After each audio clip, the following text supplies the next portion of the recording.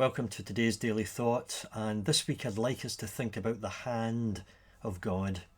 It's a metaphor, of course. God doesn't literally have a hand or hands, but the Bible often attributes human characteristics to God to help us in our thinking about Him, about His nature and about His ways. And so Scripture, in revealing God to us, often uses this metaphor of the hand. The hand speaks of strength, of action, of possession, of power.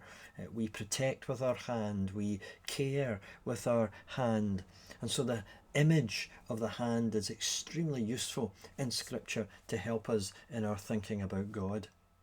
Today, let's think about God as the Creator and the image of His powerful hand making and forming all things.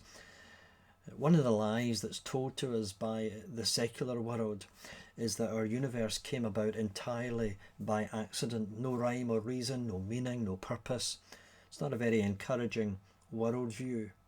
But the opening words of the Bible refute that lie by declaring that in the beginning God created the heavens and the earth. And so we can take comfort in knowing that there is a personal God behind all that there is, a God who is unimaginably powerful. And the Scriptures employ this metaphor of God's hand to drive this home. And so Isaiah 48 verse 13, "My own hand laid the foundations of the earth, and my right hand spread out the heavens." What an amazing image that is. Or Isaiah chapter 66 verses 1 and 2, "Heaven is my throne, the earth is my footstool. Has not my hand made all these things? And so they came into being, declares the Lord." Isaiah 40 and verse 12, "Who has measured the waters in the hollow of his hand, or with the breadth of his hand marked off the heavens?" Just think of that picture for a moment. How much water could you hold if you were to cup your hand?